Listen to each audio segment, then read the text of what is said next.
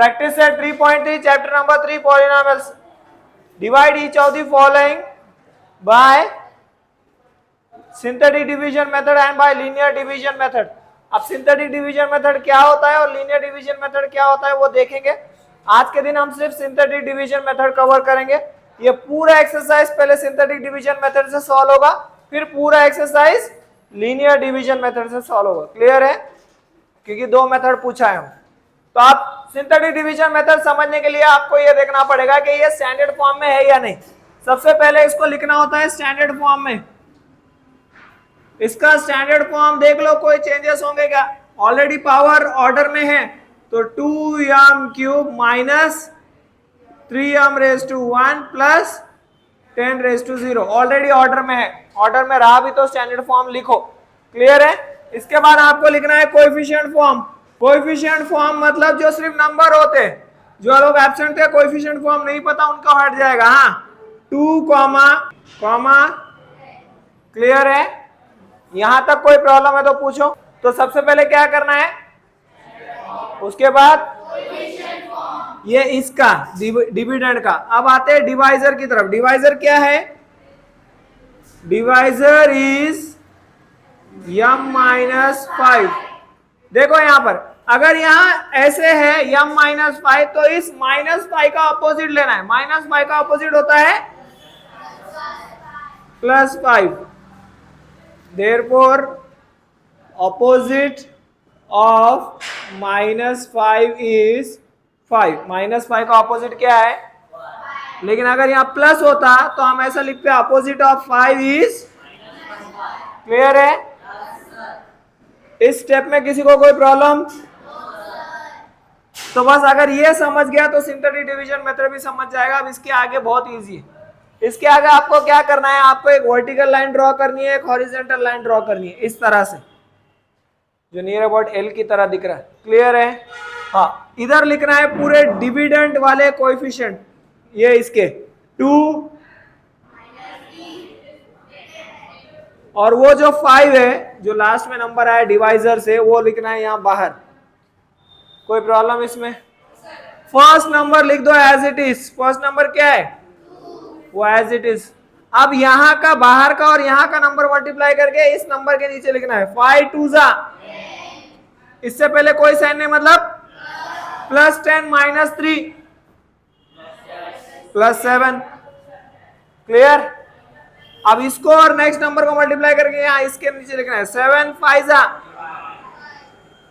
दोनों के आगे कोई साइन नहीं, मतलब कौन सी है?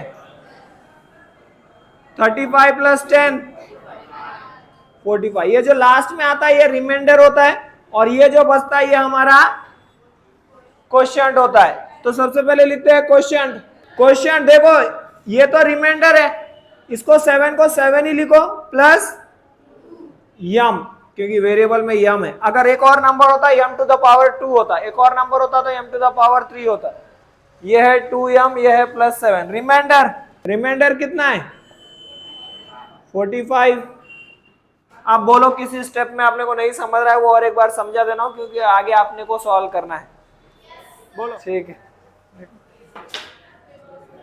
ठीक है, यहाँ x के सामने कुछ नहीं, मतलब 1 लिख सकते हैं अपन. 1x raise to 4 2x cube plus 3x square plus 4x raise to 1 plus 5 raise to 0 already standard form में है. कोएफिशिएंट फॉर्म बोलो. 1 comma 2 comma 3 comma 4 comma 5. Divisor is x plus 2, so opposite of 2 is minus 2. बातें बंद करो और इधर देखो. ये नंबर्स लिखेंगे 1 2 3 4 5. ये नंबर एज इट इज लिखना है. बाहर क्या आएगा? माइनस 2. ये number as it is. Minus 2 into 1 plus 2 minus 2 0 minus 2 into 0 0 3 plus 0 3 minus 2 into 3 minus 6 plus 4 minus 2. एक प्लस एक माइनस, माइनस साइन बड़े नंबर की. माइनस इंटू माइनस, 2 2 जा +4 +5, तो रिमाइंडर तो 9 है। अब यहां से स्टार्ट करते हैं। यहां देखो ये है अपना लास्ट नंबर, ये है पावर 1, ये है पावर 2, ये है पावर, तो 1x³ plus 0x² plus 3x -2 और वो रिमाइंडर है। क्लियर? लिखो। स्टैंडर्ड फॉर्म में तो नहीं है, तो स्टैंडर्ड फॉर्म में करेंगे। y³ को हम 1y³ लिखेंगे। क्यूब के बाद पावर क्या होना चाहिए?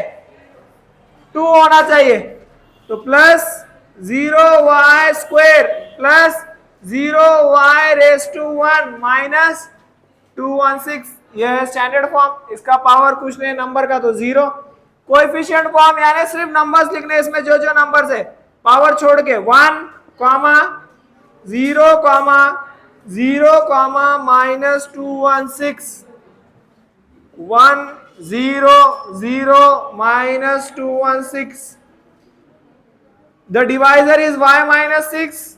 The opposite of -6 is 6. ये 1 as it is, 6 1 जा 0 plus 6, 6 6 जा 0 plus 36, 36 into 6, 216, इसके सामने कोई साइन नहीं, मतलब प्लस है, प्लस 216 माइनस 216, तो द रिमाइंडर इज 0। यहाँ ये लास्ट नंबर है, इसका पावर 1, इसका पावर 2, यानी 1y² प्लस 6y प्लस 36, ये है आंसर। लिखो।